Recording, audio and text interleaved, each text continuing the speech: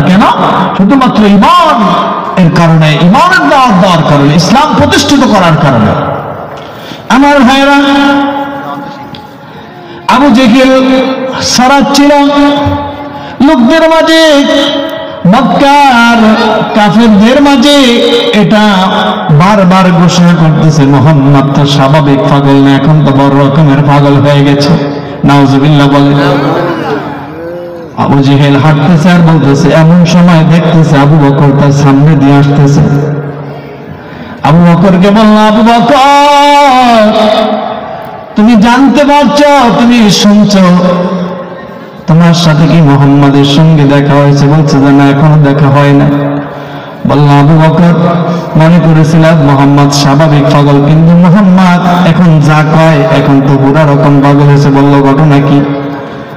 আবু জেহেল বলতেছে, আবু বকর মুহাম্মদ নাকি রাতের আধারে মসজিদ হারাম থেকে মসজিদ আকসা পর্যন্ত সফর করছে, আবার সেখান থেকে বাইতুল মামুর সিদরাতুল মুনতাহা পাড়ি দিয়ে আরশ আজিম পর্যন্ত আল্লাহর সঙ্গে সাক্ষাৎ করেছে। এটা কি কেমন করে সম্ভব?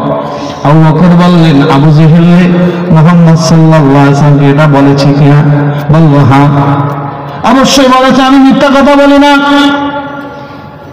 আবু বকর বললেন, ও আবু জেহেল মনে রেখো, মনে রেখো, তুমি সাক্ষী থাকো। আমি আবু বকর সাক্ষী দিলাম, যদি মুহাম্মদ সাল্লাল্লাহু আলাইহি ওয়াসাল্লাম বলে থাকেন যে মসজিদে হারাম থেকে মসজিদ আকসা এবং মসজিদ আকসা থেকে বাইতুল মামুর সিদরাতুল মুনতাহা পাড়ি দিয়ে জান্নাত জাহান্নাম থেকে আল্লাহর সঙ্গে দিদার করে তিনি আবার পুনরায় চলে এসেছেন, যদি মুহাম্মদ সাল্লাল্লাহু আলাইহি ওয়াসাল্লাম বলে থাকেন, বলে আবু জেহেল আমি আবু বকর সাক্ষী দিলাম আমার নবী যা বলেছেন সত্য, এর মধ্যে কোনো সন্দেহ নাই। লিল্লাহি তাকবীর। আমার আল্লাহ রাব্বুল আলামিন রাসূলুল্লাহকে ডেকে বললেন, রাসূল গো, আমার আবু বকর, আপনার আবু বকর, আপনার সাথে আবু বকর, আজ থেকে শুধু আবু বকর নয়, আপনার আবু বকরকে আমি আল্লাহ রাব্বুল আলামিন সিদ্দিক উপাধিতে ভূষিত করে দিলাম। সুবহানাল্লাহ। আজ থেকে আবু বকর সিদ্দিক, তিনি শুধু আবু বকর নয়। সুবহানাল্লাহি ওয়া বিহামদিহি। আমার ভাইরা, যেই ঘটনা এত মর্মান্তিক, মসজিদ হারাম থেকে মসজিদ আকসা রাতের আধারে বিশ্বনবী রাহমাতুল নবী মুহাম্মদ রাসূলুল্লাহ সাল্লাল্লাহু আলাইহি ওয়াসাল্লাম আপনি চাচাতো বোন মেহানের ঘরে ঘুমাচ্ছিলেন। এমন সময় এমত অবস্থায় দুইজন ফেরেশতা এসে রাসূলুল্লাহকে ঘুমের মধ্যে তাকে জাগ্রত করে তাকে ওপেন হার্ট সার্জারি করলেন। সুবহানাল্লাহ। ওপেন হার্ট সার্জারি করলেন, অর্থাৎ তাকে তার কলবটাকে, তার হৃৎপিণ্ডটাকে বের করে তারপরে জমজমের পানি দ্বারা, জান্নাত থেকে পানি আনা জমজমের পানি দ্বারা তার কলবটাকে পরিষ্কার করলেন, ধুয়ে মুছে তারপরে আবার পুনরায় ফিট করলেন। সুবহানাল্লাহ। রাসূল করিম সাল্লাল্লাহু আলাইহি ওয়াসাল্লামের জীবনে তার 3 বার সিনা সাক করা হয়েছে। কয়বার? 3 বার। কেন? গতকালকে হুজুর আলোচনা করেছেন কলবে সালিম, কলবে সালিমটা তৈরি করার জন্য। রাসূলের কলবটা কলবে সালিম ছিল, কিন্তু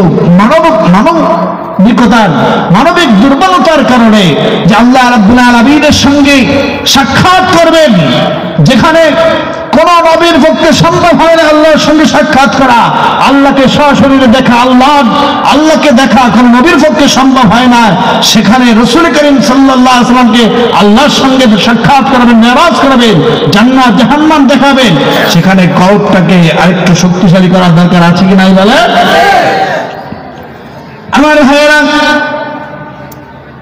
যেখানে একজন পয়গম্বর হযরত মুসা আলাইহিস সালাম বনী ইসরাঈলের শ্রেষ্ঠ পয়গম্বর, যিনি আল্লাহকে দেখার জন্য আরজি পেশ করলেন, রব্বুল আলামিন আমি আপনাকে দেখতে চাই। সুবহানাল্লাহ বলেন। তাকে দেখতে চাই, আল্লাহকে দেখতে চাই। আল্লাহ বললেন লান তারানি, মুসা তুমি আমাকে দেখতে পারবে না। আল্লাহু আকবার বলেন। মুসা তুমি আমাকে দেখতে পারবে না। মুসা আলাইহিস সালাম বললেন আল্লাহ আমি আপনাকে দেখবই। আমার আল্লাহ বললেন মুসা রে লন তারানি ফি হায়াতিকাদ দুনিয়া, ওরে মুসা দুনিয়ার হায়াতের জীবনে তুমি আমাকে দেখতে পারবে না, কারণ আমি দুনিয়ার মানুষের চক্ষু থেকে আমাকে পর্দা দিয়ে আড়াল করে রেখেছি, আর দুনিয়ার সব মানুষকে দেখা আমি আল্লাহ রাব্বুল আলামিনের জন্য জায়েজ করে দিয়েছি। সুবহানাল্লাহ। আল্লাহ রাব্বুল আলামিন বলেন ইন্নাল্লাহা লা তুদরিকুহুল আবসার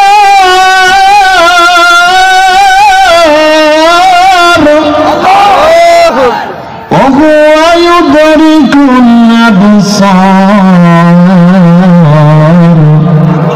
ওয়া হুয়াল লাতীফুল খাবীর।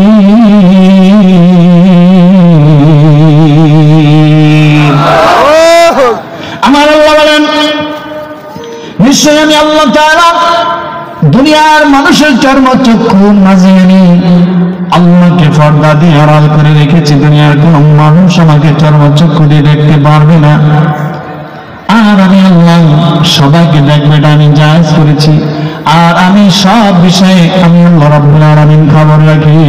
সুবহানাল্লাহ। আমার ভাইরা মুসা আলাইহিস সালাম আল্লাহকে দেখে বললেন মাবুদ আমি দেখবই। আল্লাহ বললেন ঠিক আছে মুসা, তাহলে পরীক্ষা নেওয়া হোক, 40টা রোজা রাখো। কয়টা রোজা বলেন? 40টা রোজা। তিনি 40টি রোজা রাখলেন। 40টা রোজা রাখা হওয়ার পরে আল্লাহ বললেন মুসা ঠিক আছে যাও, পাহাড়ে চলে যাও, তুরে পাহাড়ে। মুসা আলাইহিস সালাম চলে গেলেন। আল্লাহ রাব্বুল আলামিনের 70,000 নূরের সাদা দিকে মাত্র এক কোনা সাদা নূরের সাদা ছেড়ে দিলেন। পয়গম্বর মুসা আলাইহিস সালাম গোটা তুরপার আল্লাহর 70,000 নূরের এক ভাগ করে গোটা তুরপার জলে ছাই হয়ে গেল। পয়গম্বর মুসা আলাইহিস সালাম জমিনে ধ্বংসে পড়ে গেলেন। 40 দিনের মধ্যে মুসার কোনো বংশ ফিরে আসে না। আল্লাহু আকবার। তাহলে সে আল্লাহকে দেখবেন, তাহলে তার কল্পটাকে শক্তিশালী করার দরকার আছে কি নাই? কল্পটাকে শক্তিশালী করার জন্য তাকে সিনা সাফ করা হলো, তার কল্পটাকে পরিষ্কার করে আরো শক্তিশালী করার জন্য রাসূল বলেছেন যার কল্প ভালো তার শরীর ভালো, তার মন ভালো, সব ভালো। সুবহানাল্লাহি ওয়া বিহামদিহি।